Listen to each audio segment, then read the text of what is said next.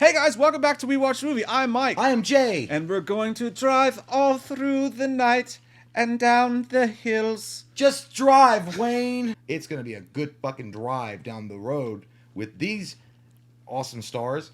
Bryan Cranston. Oscar Isaac, surprisingly, because I forgot he was in this fucking movie. Ryan Gosling. And let's not forget our favorite, Heath Ledger's wife. Oh my god, is that Heath Ledger's wife? Yeah, they were married. Holy shit. Yeah, I can't remember. What the fuck's her name? Oh my god. Michelle Monaghan? No, not Michelle. What the hell? Gary Busey. Yep, that was it. Oh. No, it was the... Damn it. What is her... Carey Mulligan. Carey Mulligan. Yeah, she's so cute, too. How the fuck you forget that face? But That's anyhow, crazy. Who would have thought Oscar Isaacs, Big Nuts Isaacs, would have been what he is now? Yeah, no, I had no idea. That was the first time I ever saw him, for sure. And by the way, this is a Patreon especial for our friend Pedro, who picked it. We were hyped for him to pick this. We do have a tier on our Patreon where you can pick a movie for us to do a review or a commentary for. Pedro's pick was Drive, and we've been waiting for, as Jay said, 12 years now, 10 years now to talk about, because it really revs our engine. Yeah, you're a true human being. A real human being. The movie itself flows in an incredible way. It paces itself perfectly. The acting is top fucking notch. You never get bored. You're always interested in the story. Ryan Gosling does a perfect job of being that guy, the everyday man that you can kind of slip into his shoes and kind of see what's going on. I got to give it up to Bryan Cranston too. Because what's strange is Breaking Bad was going on during this whole thing, and then he does a 180 completely and is playing this more of a broken type of Forrest Gumpy type character. And he was so good. He was so good in this movie. If you didn't know it was Bryan Cranston, you probably wouldn't know it was Bryan Cranston. Talking about the dad from Malcolm in the Middle here. That's that range on that man. And yeah, the cast is amazing. And I can't think of the main bad dude's name.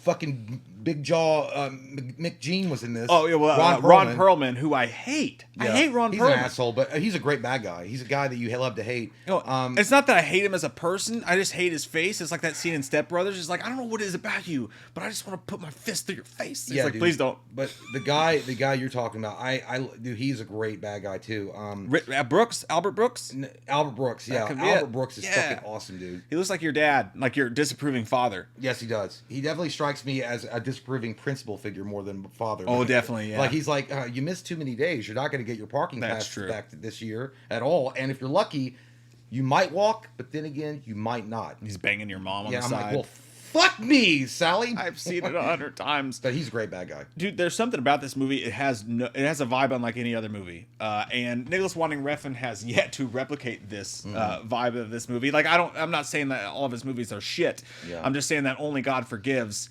did not do what this movie did. We were all hyped for that movie, and then he did Neon Demon, which was closer, closer, better, closer. You're on fire. Yeah. But like this one is his crowning jewel, man. Like, and you know it from the opening. As soon as the movie opens up and you see that lettering and that soundtrack comes on. By the way back in 2011, Jay and I bumped this regularly. I say bumped like we're in the 90s. Yeah, it's like, I'm gonna bump this through your hood. We were high on cocaine. We were out in the garage doing it. It's crazy. But yeah, dude, no, he had the unique foresight in this film. It's a time capsule of it feels like an 80s movie, mainly because of the way he shot it. By the way, the cinematography is fucking incredible. Oh, it's glorious. The elevator scene, woo-wee, give me a break, sir. The dimming of the lights, give me break. And then he's standing there like with the fucking scorpion, like as the camera pulls out, like it's Sting. It would have looked terrible on any other human being except for cool. him in this movie. And you're like, normally you see that on a guy, you'd be like, oh, you just got done shopping at Goodwill, and you're taking your shopping cart. What's your husband's dick taste like? To the Dollar General. But you see it on him in this movie, you're like, that scorpion jacket's badass, dude. And it was reversible, which is cool too. But the thing is, the time capsule, like the music.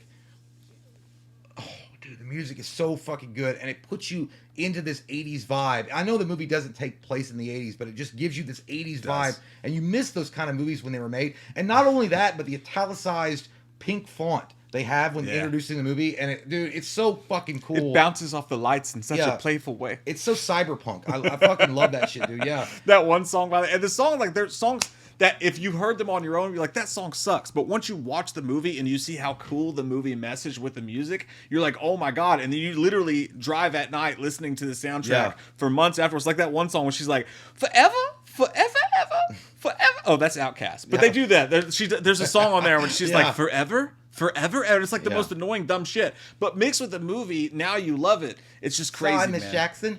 Woo! I am for real. But I will say, man, you couldn't ask for a better lead in the movie itself, and Ryan Gosling is a powerhouse in this movie, and the performance is like, I don't know how this movie didn't get recognized or awarded at all. Like, I mean, I don't think it got. He didn't get nominated for. I think it got sound edited. I don't know why I remember that, but I think it did get an Oscar for like sound editing. Yeah. But no, I mean, I feel like Ryan Gosling should have gotten, because here's the thing about why I feel like that performance was so powerful is the fact that, you know, he's a badass. Like, he sets the goal right, not the goal, but he sets the field right away in the movie, at the very beginning of the movie. Like, he's this badass, no-nonsense stunt driver that gets the job done. He's very precise. He's very methodical about the way that he approaches things. He's got things down to a science. But then there are moments in the movie when the camera's on him, you can see this pain almost. Like, he's like, I don't want to do... I really don't want to do that. I have to do this. Yeah. And he's got this mystery about him, too, because at one point in the movie, Bryan Cranston is explaining to...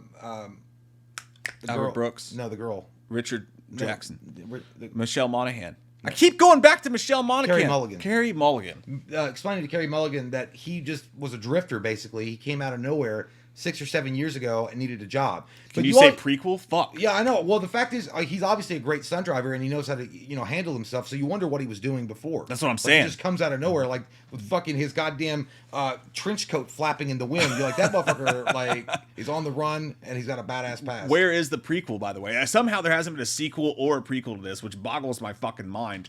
No, I love it. No, I don't want a sequel. If Nicholas Winding if Nicholas Ronning refried beans and Ryan Gosling come back, I do it. Beans and cornbread out of sight. Beans, not cornbread out of sight. Yeah, exactly. But like, no, and that's the thing about this movie is it's not just like, normally we do horror movies and stuff like that, but I'm gonna put this on the main channel because it's got horror movie aspects to it. Like, at one point it becomes a fucking slasher when he puts on that fucking mask and he's walking around like, oh. You know that face that mask makes, and that's a stretch. I get it, but really, it's sort of a mafia movie in its own right because of the way it's down. The only part of the movie I don't enjoy is when they go through the love story with him and Carey Mulligan, and here's why: because he is like, as cool as he is, and this guy is just like fucking the greatest driver, one of the greatest movie drivers of all time. He's cool as could be. He's just a badass. But when it comes to this fucking Nat, when it comes to love, he's a goddamn idiot. He's a fucking fool, Jay. Well, I feel like... don't insult me.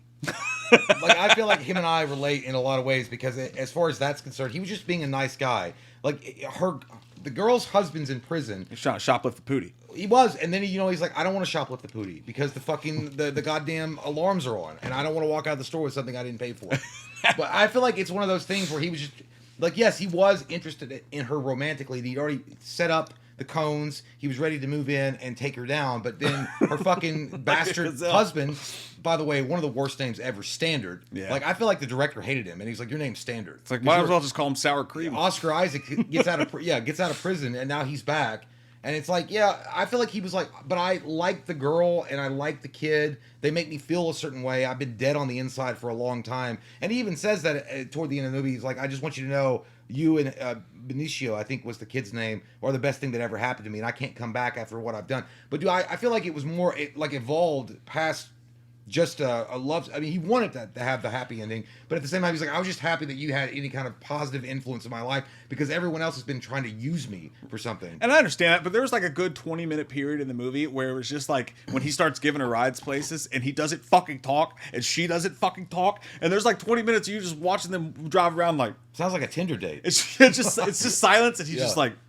Yeah, it's a Tinder date. She looks at him and smiles, and you're like, God damn it, we get it.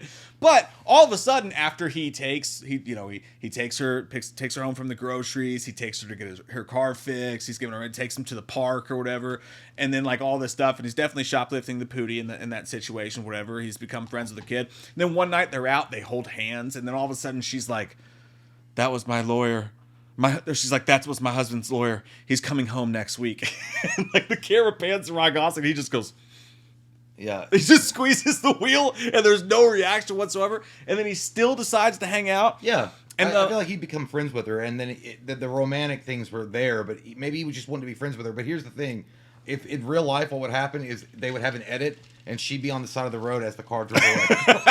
That's what I'm saying. He was trapped in tail lights, and then she's sitting on the side of the road like, what the fuck? Yeah, he was in the insidious further version of the friend zone. Like, you're not even in the friend zone. You're living next door to her and her husband. Yeah, that motherfucker set up Castle Grayskull in the friend zone. And he was just gonna put up with it too. And then when the dude comes home and he's like, and you immediately like Oscar Isaac's character because he shows up. He's like, I kind of did. I did it first, and then when he's like started confronting him out in the hallway, I was like, all right, man. But just have some balls. Have some balls to confront him for what it was. Just be like, are you fucking my wife? I understand that, but he kind of was in a weird way because it was so fucking awkward because he gets home and like Ryan Gosling comes out and he's talking to her and he beelines her because you would. He's like, so my son tells me that you've been around a lot, but I've been in jail. He's like, been helping out, huh? Been helping out a lot? That's real nice of you that you do that. Like, I mean, you would assume that like that dude's trying to fuck your wife while you're in prison. I feel like Oscar Isaacs was a little bit intimidated by Ryan Gosling because Ryan Gosling was Giga Chad. Dude, he was like, yeah. I don't know. No, I mean, Giga Chad. Like fucking like beefy macho man. Oh, he just stood there and smiled like alpha male. Like he was just like, because you know you gotta watch out for the quiet ones. The tone that was set by Oscar Isaacs, you knew, like as a normal person would know, that's a challenging tone. But Giga Chad Gosling Big Nuts was like, he was like, look, he kept looking at Benicio, and he was like, yeah.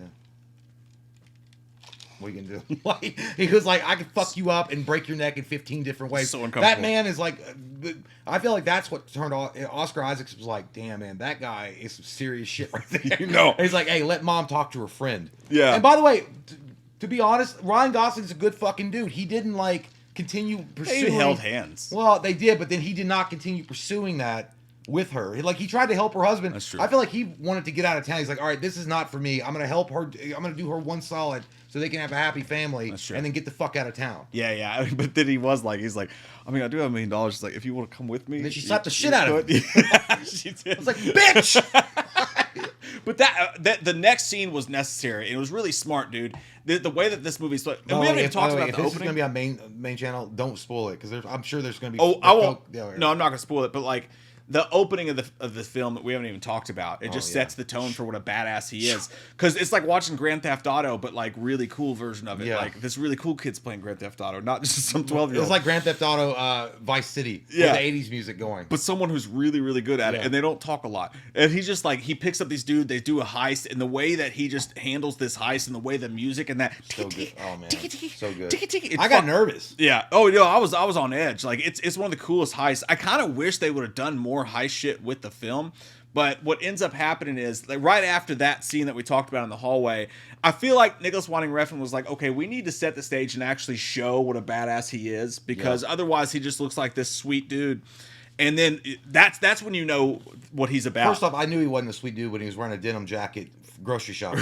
Sure. Like that's a power that's move. A fact. You don't wear a denim jacket unless you mean it. Unless you're a power alpha. It just doesn't happen. You gotta mean that shit. And he's just sitting in a diner by himself eating a piece of key lime pie. Because that's exactly what Patrick Swayze in Roadhouse would do with his afternoon. He would go to a diner by himself and just eat a piece of key lime pie silently. But this dude comes up to him and he's like, hey man, you remember you helped me with that heist? Like my brother is in jail. And Ryan Gosling does exactly what you want to do. Every time someone comes up to you unannounced in a grocery store or something, it's like, hey man, remember we used to hang out? He's like, here's what you're gonna do. He's like, shut your fucking mouth. Shut your fucking mouth. He's like, how about you shut your mouth or I'm gonna kick your fucking teeth down your fucking throat. But he doesn't, he's like, no, he doesn't. It's calmer. Because he comes like out like a fucking snake. Yeah, he's like all calm and he goes, how about this? You shut your mouth or I'll kick your teeth down your throat and then he'll shut it for you. And I'm like, God damn! The guy goes, have a nice day. Yeah, that's pretty much all you can say. It's good to see you again. That's pretty much all you can say. That's like the fucking judge like throwing the mallet at you. You're like, okay, court is adjourned. Yeah, that's true. But dude, I love this movie. I'm gonna go ahead and tell you guys, this movie is a 10. I would give it a higher score if it existed on the fucking bracket, but I can't. It's a 10. I love this fucking movie to death. The soundtrack is incredible. The acting all the way through, like top to bottom, is incredible. Even the kid actor was good, and that's unusual in these kind of movies. But dude, and it really does make you you relate to a lot of.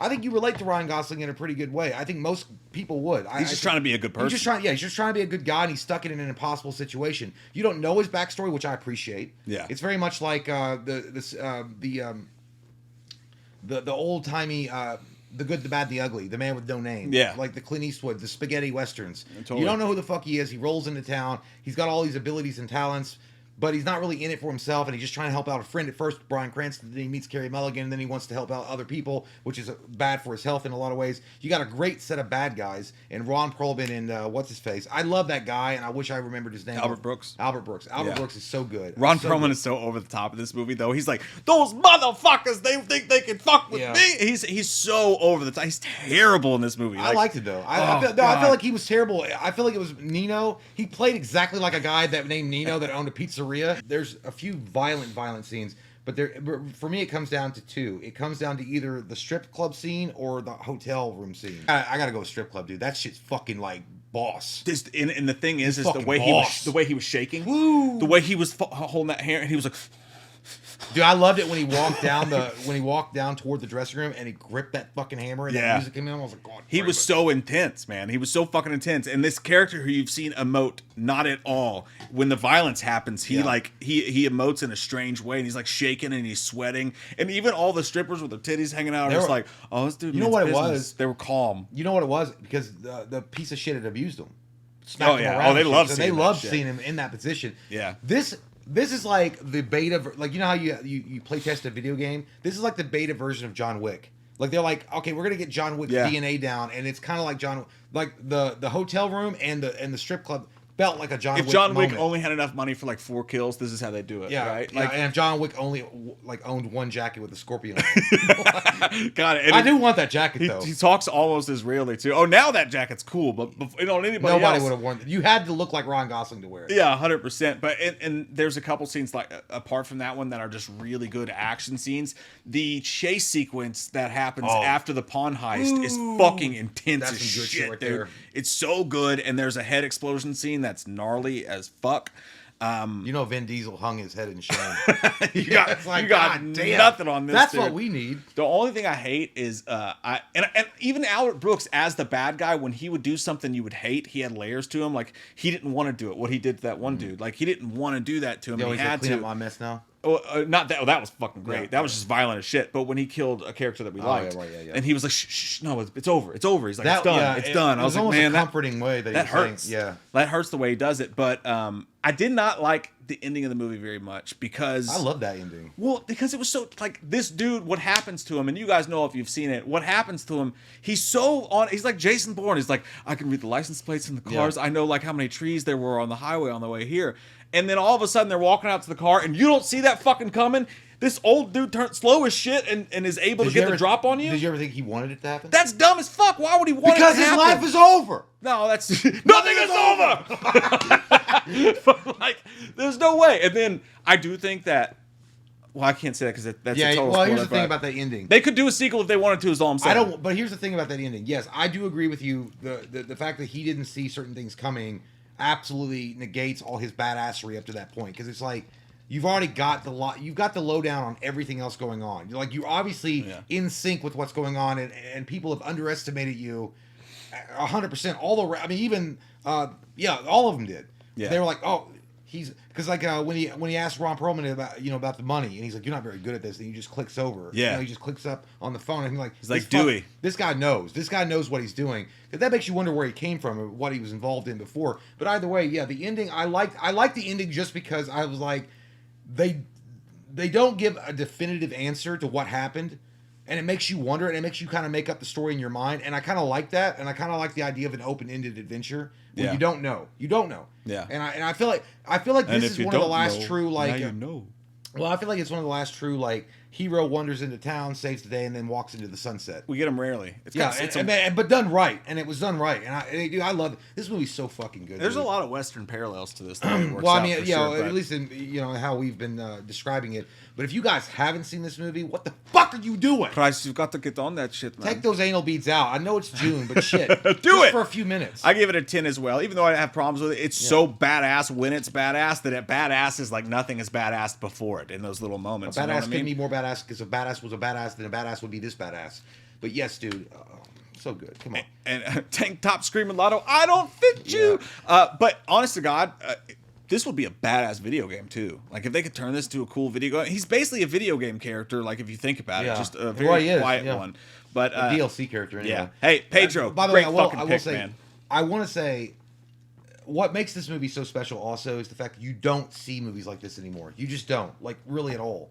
Like these movies, there's no political messaging in it. There's no bullshit going on. It's just a straight badass action flick with a great cast of characters, with a great story in the center of it, and an ending where it's like, man, that's the old cowboy type of westerns where they walk on, in the sunset. I love some kind of cowboy. Yeah, well, yeah, I mean, this is like back in the olden days. Like you get to, when you went to the movie theater and you watched an Arnie movie or Stallone movie. Yeah. This is the kind of shit you wanted, and it's like that. It feels like that in a time capsule that was perfectly done. And I give it credit just for the reason that it manages to set itself apart from so many other movies and make itself unique, but also pay homage to so many things that came before it. So, and a dude gets his face squished in an elevator. Yeah, dude, that was like gnarly. Woo! I was like, I did not.